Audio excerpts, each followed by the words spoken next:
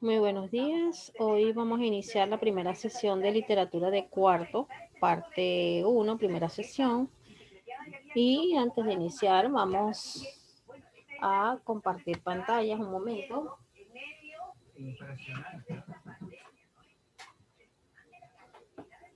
Vamos a compartir pantalla.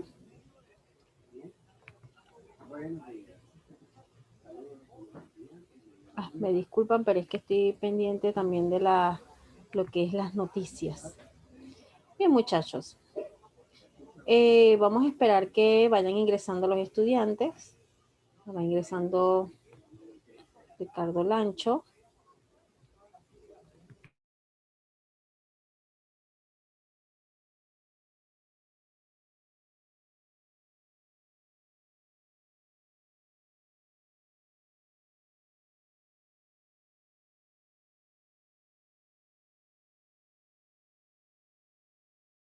Bien, vamos a iniciar esta primera sesión, el cual estaremos culminando a las... momentito. El cual estaremos culminando a las 11:20 en la primera sesión. Así que hoy nos vamos a ubicar en el tema del neoclasicismo. Espero que hayas dormido bien anoche. Pues en todo Perú se sintieron los cacerolazos, las sonatas, las grandes bocinas. Y bueno, muchos no pudimos dormir, pero estamos en un momento histórico de lo que está viviendo el país. Y sé que saldremos adelante. Entonces, vamos a desestresarnos de esas políticas que estamos ahorita viviendo, de estos dos personas fallecidas y más de 100 heridos que hay. Y realmente es doloroso lo que está pasando en el país. Pero en medio de todo esto, bueno, hay gente que sigue luchando y eso es admirable. Así que trataremos de tener una clase hoy un poco amena, pese a que sé que a lo mejor no has dormido. Yo no he dormido casi, me acosté a las 3 de la mañana por las bullas, los escándalos de las cacerolas. Pero muchachos, bueno, ¿qué vamos a hacer? Estamos en democracia y todo lo que a uno no le guste, uno lo manifiesta. Eso es lo bueno de vivir en democracia. Bueno, hoy vamos a abordar el tema del neoclasicismo. No voy a dar los temas como aparecen en el libro de una manera seguida, y esto es debido a que el día domingo 29 vamos a presentar el examen final. Pues el ciclo termina el 29 de noviembre y ese mismo día estaremos haciendo examen final y entregando las actividades domiciliarias. Entonces, por eso es que voy a seleccionar ciertos temas del libro que considero importantes. Entonces, hoy vamos a abordar lo que es el neoclasicismo. Un momentito, vamos a compartir pantalla, vamos a ampliar la diapositiva.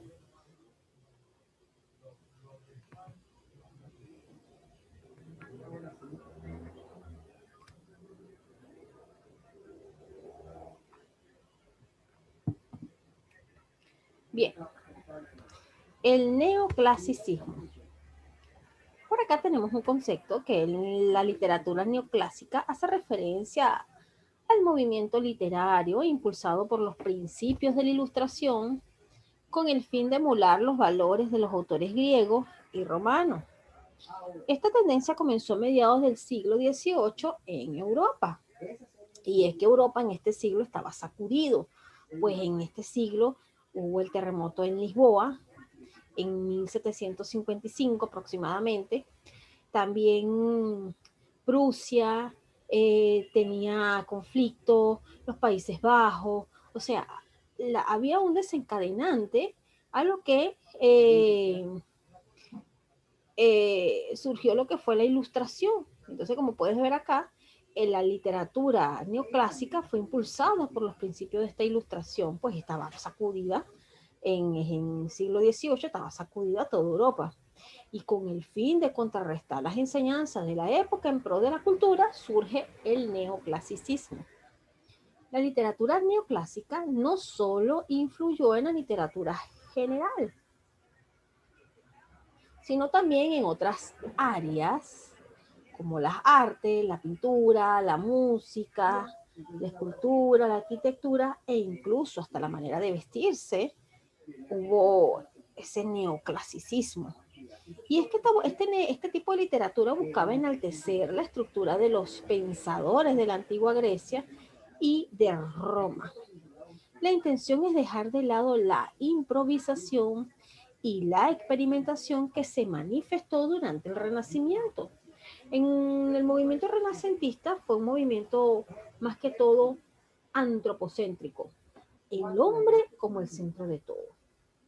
Y dentro de ella tenemos a los pintores como Leonardo da Vinci, Miguel Ángel, quien ellos dibujaron, pintaron figuras humanas con detalles específicos. Y en el mundo de la literatura del Renacimiento estuvieron los grandes escritores como William Shakespeare y Molière. Y una de las principales obras renacentistas está la Utopía. Entonces, eh, este movimiento neoclásico, esta literatura neoclásica, surge para dejar a un lado lo que había sido improvisar y experimentar, que fue lo que se vio en el Renacimiento, a la vez que se promovía el orden y la regularización de la gramática y la ortografía. Por otro lado, la literatura neoclásica se caracterizaba por rechazar de forma contundente los temas fantásticos. O sea, no te me vayas tanto con imaginación hacia la mitología, hacia el hombre sin cabeza. No, no, no. Trata de eh, no irte mucho a lo que es la fantasía, un poquito más como a lo tradicional. Entre las características tenemos que hay un rescate de los valores y estética de los autores y las obras grecolatinas. Surge como una respuesta en contra del estilo barroco que imperaba en la época. Existe un enfoque más hacia lo social que hacia lo individual, dejando en claro que el hombre por sí solo no es el centro de los acontecimientos. Los temas más frecuentes son la libertad, la tolerancia, la oposición a la monarquía, la fraternidad y la propagación de la importancia de un Estado laico. Se generaron nuevos medios de difusión de información como panfletos y ensayos con el fin de llevar el conocimiento a los estratos más bajos. Predomina un fuerte rechazo hacia lo imaginativo y lo fantástico. La razón, los límites, la moderación, la estructura y la razón serán los elementos esenciales presentes en la literatura neoclásica. Se insiste en que las obras deben tener una intención didáctica. La audiencia puede aprender y obtener enseñanza a través de los relatos. Y el mensaje debe ser más importante que la forma en la que se está presentando. Eso tenía más detalles puntuales. Ellos querían era que hasta los estratos más bajos les pudiera llegar esta difusión de información. Y buscaban que en esta literatura neoclásica presentar la razón. ¿Ves? La razón, pues, cuando uno se va a la razón, se va también a la realidad. Nada de ponerte con fantasías, de mitología, que es el hombre con la cabeza de león, no, no, no. Rechazamos por completo ese tipo de literaturas en el movimiento neoclásico.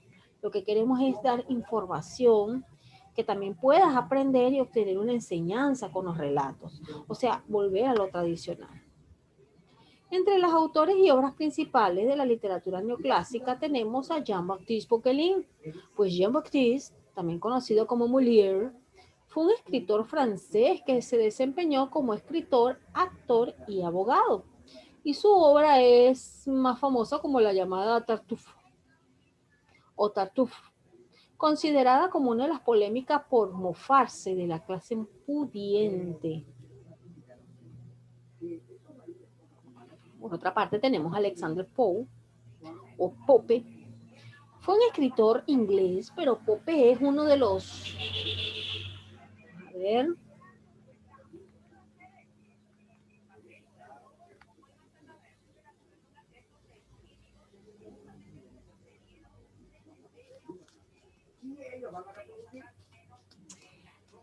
Tranquilo, Ricardo, no te preocupes.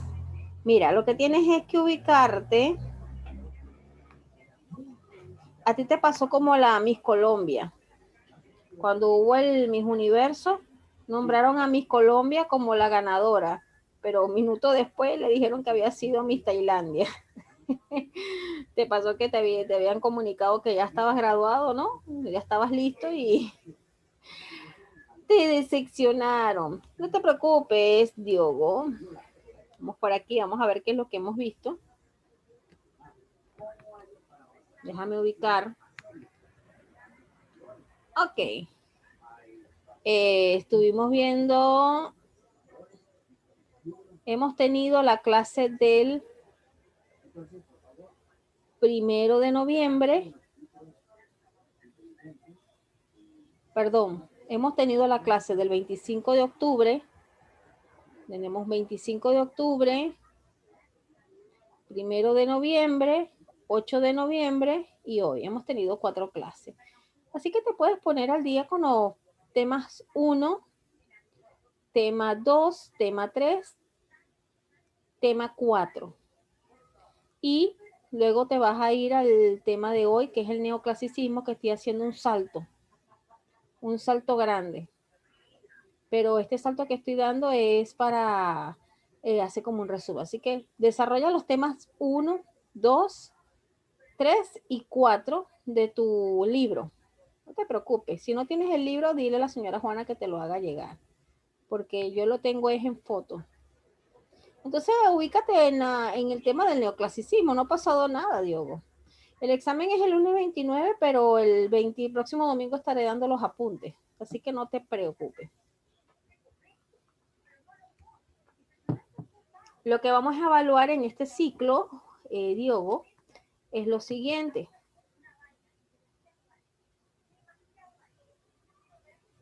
Vamos a evaluar es la asistencia, vamos a evaluar las actividades nada más que están en el libro. O sea, búscate la actividad número 1, la tarea número 1 que aparece en el libro, la número 2, la número 3 y la número 4. Y hoy te ubicas en el tema del neoclasicismo, que estoy saltando varios temas, porque como no nos queda mucho tiempo, entonces quiero hacer una fusión de contenidos, a ver si se pueden dictar hoy y el próximo domingo. Te ubicas en el tema del neoclasicismo y haces la actividad. Esas actividades domiciliares son las que voy a evaluar. Nada de apuntes ni nada de eso, solamente actividades que están en el libro. Y el examen final, que los apuntes los doy el próximo domingo. Entonces, quedamos aquí con los autores y obras principales de la literatura neoclásica. Y en ella tenemos ya mencionamos a Jean-Baptiste, mejor conocido como Molière, Alexandre Pope, quien fue uno de los autores más importantes de la literatura neoclásica, con su obra The Rack of the Lock y un ensayo sobre el criticismo, aunque se hizo reconocido con la traducción que realizó de la Ilíada. La Ilíada es una obra muy buena, si te gusta visualizarla por YouTube, te recomiendo una un poquito que sea animada. Luego aquí tenemos Jonathan Swift. Y Jonathan Swift es el autor de la obra Gulliver, las travesías o las aventuras de Gulliver, la cual cuenta las aventuras del personaje principal, Lemuel Gulliver, y este título también fungió como crítica hacia las políticas y la sociedad británica. Tenemos a Daniel Defoe, que fue un escritor detrás de Robinson Crusoe, un marinero que decide renegar a su familia y navegar los mares con ánimo de aventura. Samuel Johnson, su nombre fue tomado para denominar a una de las eras del neoclasicismo, gracias a sus aportes en la poesía, periodismo y traducción. Fue un escritor del diccionario de inglés, de la lengua inglesa. Fue el escritor del diccionario de lengua inglesa y es uno de los recursos más importantes de la gramática inglesa. Así que ya sabes quién fue el escritor del diccionario de la lengua inglesa, Samuel Johnson.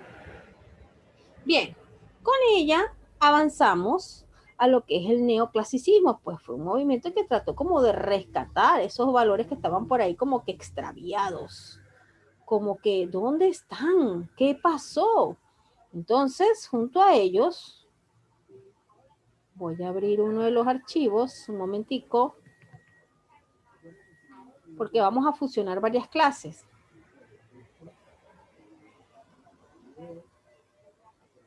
Ok, entonces, dentro de esta actividad domiciliaria del neoclasicismo, ¿qué vamos a hacer?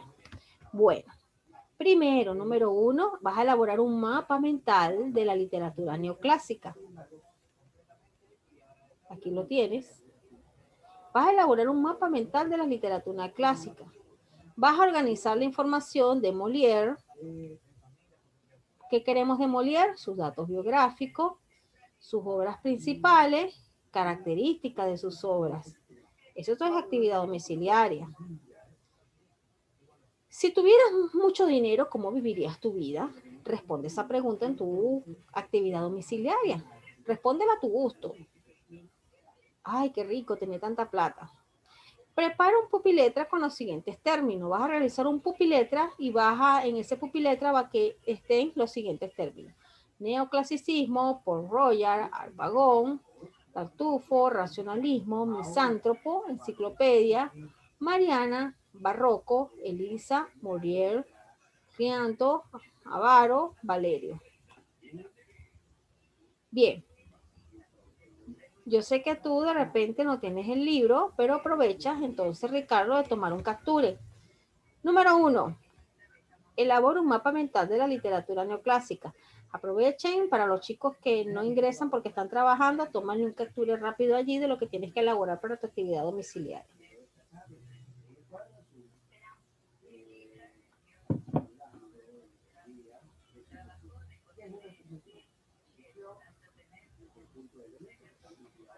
Segundo, organizamos la información de Molière en cuanto a sus datos biográficos, sus obras principales y características de sus obras. Toma un pantallazo o un capture de esta segunda actividad de lo que es el neoclasicismo.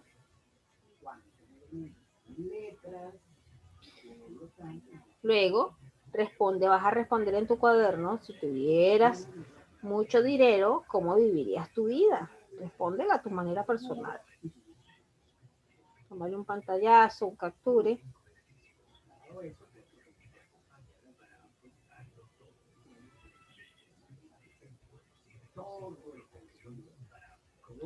Luego vas a preparar un pupiletra con las siguientes palabras. Un pantallazo, un capture.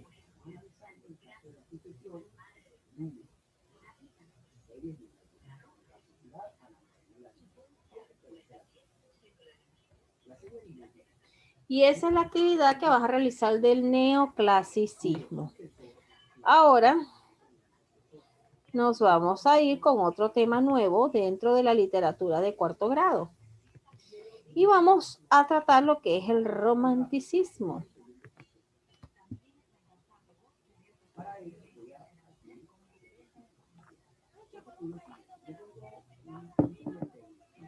Y el romanticismo, ya vamos a darte un concepto. Un momento.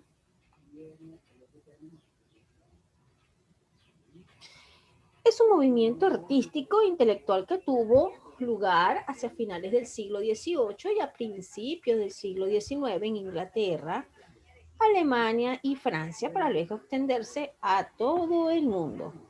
Entre las características tenemos el romántico exaltaba la belleza y los ideales dando libertad a los sentimientos. El espíritu creativo resultaba más importante que la estricta adhesión a las reglas de la sociedad. El artista romántico buscaba escapar de la realidad inmediata que lo abrumaba y lo angustiaba, pues las obras suelen representar épocas pasadas o lugares lejanos, y esto es porque la gente en este movimiento buscaba alejarse de esa realidad tan abrumadora, ese caos. Es como que si ahorita quisieras irte a otro sitio más tranquilo, lejos de todas las noticias políticas que hay, y vivir una vida retirada, así como lo señalaba Fray Luis de León en su obra Vida Retirada. Es que a veces uno se cansa de tanto, de tanto ajetreo que hay en la vida. Entonces, las mayores obras que hay dentro de la corriente romanticista o del romanticismo es esto, que la mayoría de sus obras señalan épocas del pasado, ¿ves? O sitios que, aunque a lo mejor no existieron, pero sitios inventados donde se escapaba de lo que era la realidad.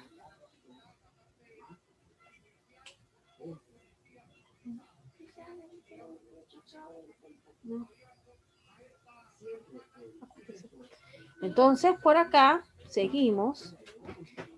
El artista se refugiaba en sí mismo y se aislaba de la sociedad. Seguimos.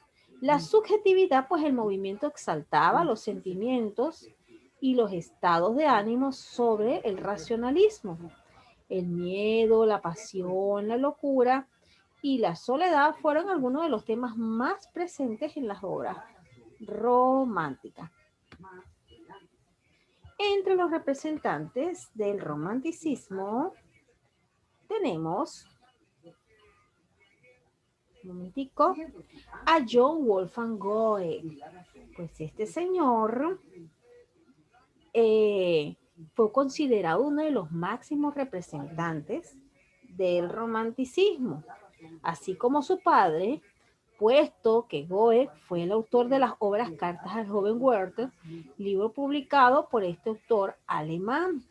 Entonces, uno de los máximos representantes de lo que es el renacimiento, del romanticismo, perdón. Luego tenemos a Jonathan Schiller. Y Jonathan Schiller fue un autor de la novela romántica Guillermo Tell y del poemario El Caballero, pues El Caballero de Teutoburg. Y este escritor y poeta alemán contemporáneo de Goethe es considerado también como uno de los máximos representantes del romanticismo. Entre algunas de sus obras más importantes hay contribuciones de las de ser fundador y parte bastante activa del grupo de los románticos alemanes. Momentico, déjame controlar el tiempo. Ok. Seguimos.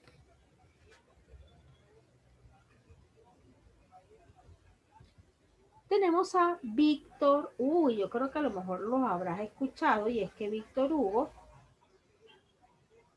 es conocido simplemente como Víctor Hugo. Y fue un poeta lírico, novelista, dramaturgo. Dramaturgo es una persona que escribe obras para teatro. Y era francés y se erigió como una de las más importantes, de los más importantes escritores de esta nación europea, así como uno de los autores románticos más importantes de Francia, pues fue el autor de Los Miserables y de otros grandes clásicos de la literatura, pues Víctor Hugo destacó por conjugar a la perfección la preocupación y el compromiso social con el alma romántica que recorría Europa. Tenemos acá a Johann Schiller, que también lo mencionamos ahorita, El Caballero, pero ahora vamos a hablar de la obra de Víctor Hugo, Les Miserables. Pues Los Miserables es considerada una de las más grandes obras escritas en el siglo XIX. En ella se puede hallar sobre el razonamiento del bien contra el mal, la ley, la justicia, lo político y hasta la religión. La historia comienza con el protagonista, Jean Valjean, que escapa de la prisión al estar condenado por un crimen de manera injusta. Al poder escapar, vaga por las calles desamparado hasta que el destino lo pone en la puerta del Monseñor Charles, bienvenue, y él mismo lo recibe en su hogar el tiempo que desee. Lo que Valjean ignora es que quien en verdad es este señor, no sabía quién era. Sin importar la buena acción que el señor Myriel hizo por él, decide robarle media docena de cubiertos de plata mientras que su anfitrión dormía. Es decir, que Jean Valjean, quien es el protagonista, al escaparse de la prisión es recibido por Charles Bienvenu Myriel, quien lo recibe en su casa porque sí, estaba desamparado. Pero ¿qué pasa? Que el muy malo de Valjean le roba media docena de cubiertos de plata a su protector, que sería Myriel, quien fue quien lo recibió. Valjean abandona la casa en medio de la noche, pero para su mala suerte es apresado por la policía mientras intentaba huir. Y la policía lo lleva de regreso a la casa del monseñor Myriel, a quien le explica la situación. Y para sorpresa del protagonista, el monseñor declara que no hay problema alguno, ya que él señala que le había regalado sus cubiertos de plata a Valjean. O sea, dijo una mentirita. Al irse la policía del lugar, Myriel le da el consejo de que no siga robando y que enderece su vida en el camino del bien. Al recibir esas palabras, Valjean da unas palabras de despedida y se marcha de la casa. Como si no hubiera escuchado las sabias palabras del amable monseñor, pues, ¿qué crees tú que hizo? Al día siguiente, vuelve al hurto, pero en este caso sería el último, pues a partir de este momento decide que es tiempo de regenerar su vida. Entonces, antes de irnos a finalizar, voy a dejar de compartir para mostrarte un poco del resumen de esta obra, Los Miserables.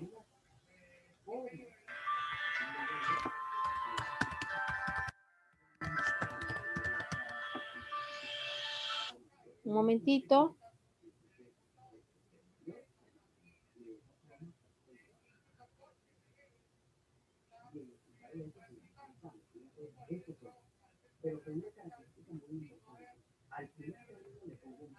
Ok, vamos a compartir pantalla para que puedas observar esta obra. Hoy en Draw My Life, Los Miserables de Víctor Hugo.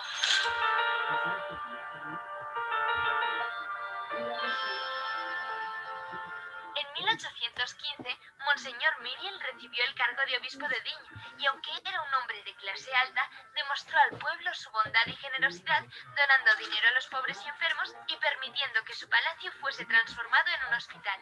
Meses más tarde, llegó Jean Valjean a Digne en busca de alojamiento tras haber estado 19 años en la cárcel, pero todo sitio en el que preguntaba lo rechazaba cuando mostraba su tarjeta de expresidiario, hasta que le tocó la puerta a Myriel, quien le permitió dormir y comer en su casa. Mientras Myriel dormía, Valjean robó sus cubiertos de plata y escapó de la casa. Cuando la policía lo detuvo por la mañana, Myriel les explicó que se trataba de un regalo y dejaron a Valjean ir. Pero antes de que se fuera, el obispo le dijo que debería usar lo que ganara de los cubiertos para convertirse en un buen hombre. Lleno de culpa, Valjean cambió su identidad y se hizo pasar por un hombre llamado Madeleine. Con los años, se convirtió en el dueño de una fábrica y después fue proclamado alcalde del pueblo Montreuil-sur-Mer. Por otro lado, Fantine, una mujer joven de París, es obligada a dejar la ciudad y encontrar trabajo en Montreuil después de que su pareja la abandonó dejándola embarazada de su hija Cosette. Después de que la niña naciera, la dejó a cargo de los Thénardier, quienes le demandaban sumas altas de dinero para mantener a la niña. Fantine trabajaba en la fábrica de Madeleine y fue despedida cuando se descubrió que escondía una hija. En consecuencia, trabajó de prostituta para poder pagarle a los Thénardier el mantenimiento de Cosette. El inspector de la policía, Javert, detuvo a Fantine después de haberse peleado con un hombre en la calle, pero Valjean le pidió dejarla libre al enterarse de las condiciones en las que quedó ella tras ser despedida de su fábrica. Javert le informó a Valjean que su verdadero nombre no es Madeleine y lo llevó a la prisión del pueblo, pero el expresidiario solicitó 3 días para localizar a Cosette. El inspector rechazó su solicitud y Fantine murió después de descubrir la identidad de Valjean y al no poder encontrar a su hija. Tras la muerte de Fantine, Valjean fue capturado de nuevo y llevado a prisión, donde se le sentenció a cadena perpetua. Esto tuvo graves consecuencias en la fábrica de Madeleine, pues con su desaparición la fábrica llegó a la quiebra. Mientras estuvo en prisión, Valjean fue asignado para trabajar en un barco, y un día por la mañana, uno de los marineros resbaló al subir el mástil de la nave y lo dejó colgando a una gran altura. Al verlo, Valjean corrió a salvarlo, pero después de conseguirlo, él mismo resbaló en el barco y cayó al océano. Al no encontrar su cuerpo, fue declarado muerto. Con tan solo 8 años, Cosette vivía una vida muy triste con los Thénardier. Una noche, mientras la niña intentaba regresar a la posada de los Thénardier cargando un cubo de agua muy pesado, un hombre con un abrigo amarillo apareció para ayudarla. El hombre era Valjean, y al descubrir que la niña era Cosette, la acompañó de regreso a la posada. Cuando se dio cuenta de las condiciones en las que vivía la niña, le compró la muñeca que había visto en una tienda y que tanto deseaba tener. Por la mañana, Valjean pidió permiso a los Thénardier de llevarse a Cosette con él. Madame Thénardier quería deshacerse de la niña y aceptó la oferta, mientras que su esposo le pidió 1.500 francos por ella. Pero Valjean le respondió con una carta de Fantine que indicaba que él debía entregar a Cosette al portador de esa carta, y así Valjean cumplió la promesa que le había hecho a la madre de la niña. Llevó a Cosette a París, donde la crió como su hija, pero fueron descubiertos en la ciudad por Javert y se vieron obligados a escapar. Valjean se encontró con Fauchelevent, quien lo reconoció como Madeleine. El hombre, agradecido con Valjean por haberle salvado la vida, le ofreció trabajo en el convento donde trabajaba y donde Cosette también podría quedarse. Valjean se hizo pasar por el hermano de Fauchelevent y se convirtió en un jardinero del convento, mientras que Cosette se apuntó a la escuela del convento como alumna y allí vivieron los siguientes años. A Monsieur Gillenormand le quedó poca fortuna tras la Revolución Francesa y las malas finanzas de su esposa. El anciano tuvo 2 esposas quienes le dejaron 2 hijas. La herencia de la mayor es grande ya que su madre era muy adinerada, mientras que la menor, aunque murió muy joven, le dejó a Gillenormand un nieto llamado Marius. El padre de Marius, Georges Pontmercy, era un coronel en el ejército de Napoleón y tenía prohibido por Gillenormand acercarse y relacionarse con su hijo. Después de que cumplió los 18 años, Marius fue informado por Gillenormand que su padre estaba enfermo y que debía ir a visitarlo. Sin embargo, Marius llegó unos minutos después de su muerte y entre sus pertenencias encontró una carta dirigida a él donde su padre le pedía buscar a un hombre llamado Thénardier. Marius regresó a París y descubrió que su padre viajaba a la ciudad para verlo en misa. Esto lo confundió, ya que Gillenormand le había dicho que su padre nunca lo había querido y lo había abandonado. Marius se puso a investigar sobre las batallas en las que luchó su padre y pronto se convirtió en un seguidor de Napoleón. Su abuelo estaba en contra de sus ideologías y en consecuencia lo echó de casa. Marius se encontró con un grupo de estudiantes conocidos como los Amigos del ABC, quienes creen en el cambio social. Pero durante una discusión sobre Napoleón, Marius renunció al grupo. Vivía en pobreza y Gillenormand, arrepentido por haberlo echado, le intentaba enviar dinero, pero Marius lo rechazaba siempre. Un día Marius se encontró a Cosette sentada en un banco acompañada de un viejo Valjean. Marius se enamoró inmediatamente de ella y visitaba los jardines todos los días con la esperanza de verla. Valjean dedujo lo que estaba pasando cuando, al día siguiente, se sentó en un banco distinto y Marius lo siguió. Marius no pudo contenerse y siguió a Cosette a casa para preguntarle a la portera en qué piso vivían. Una semana más tarde, Cosette y Valjean se mudaron.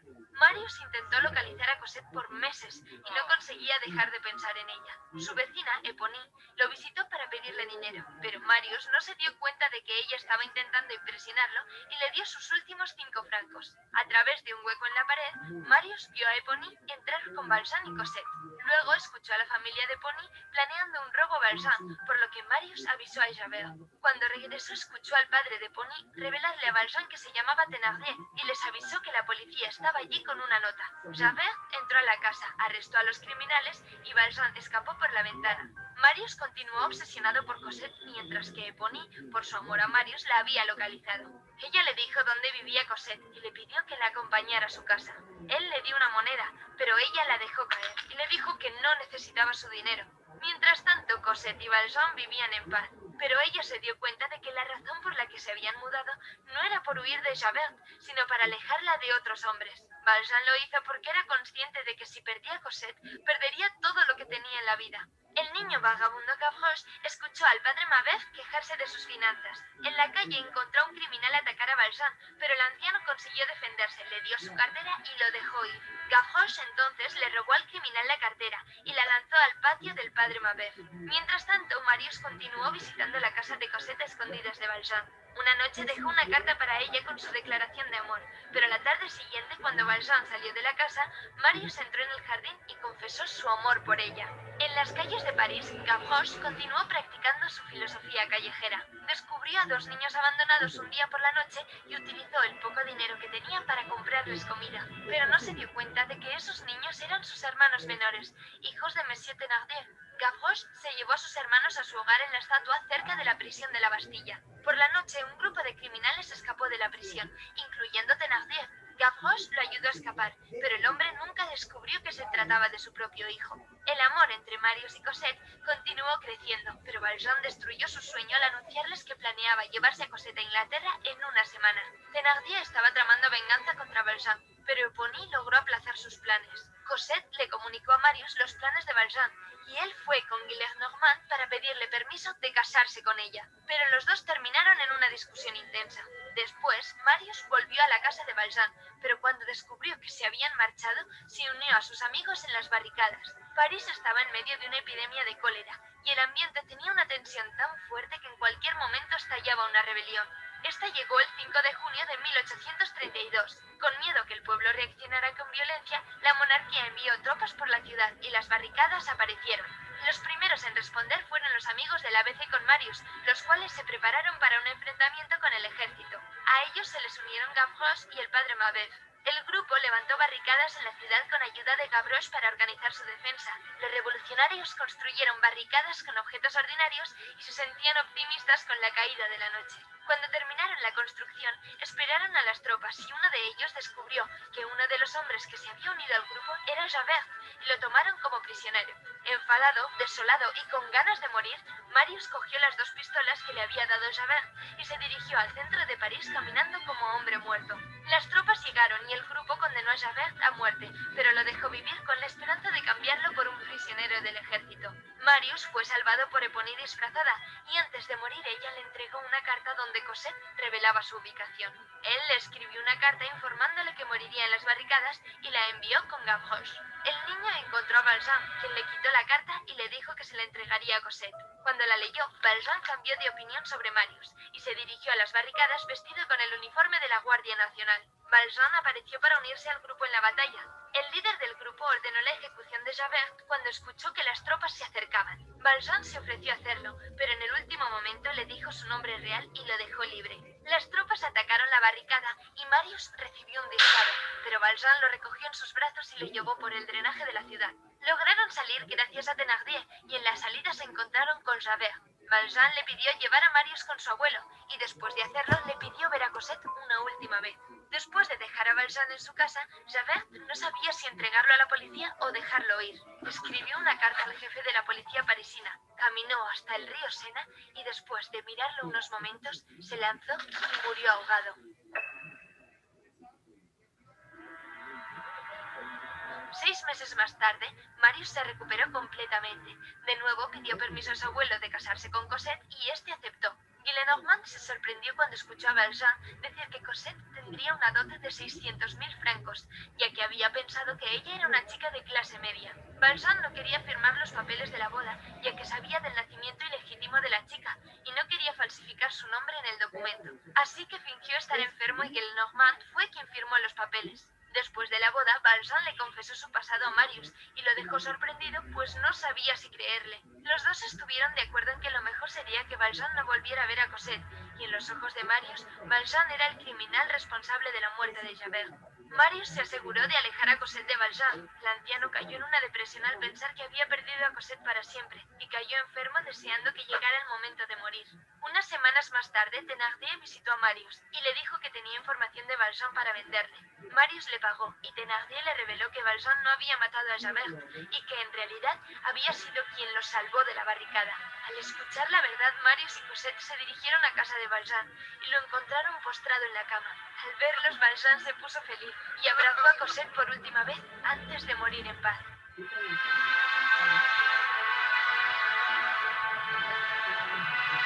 ¿Conocías la novela de Los Miserables? No olvides dar like a este vídeo y suscríbete para más resúmenes de clásicos. Bien, la obra que te acabo de mostrar es la obra de Los Miserables. ¿De quién? ¿Quién fue el personaje de esta obra? Pues el personaje de esta obra fue Víctor Hugo. Y fue un poeta lírico, novelista, dramaturgo francés, en el cual su gran clásico de la literatura es Los Miserables. Ahora bien, vamos a desconectarnos, Ricardo, y conéctate a la segunda parte de literatura de cuarto grado.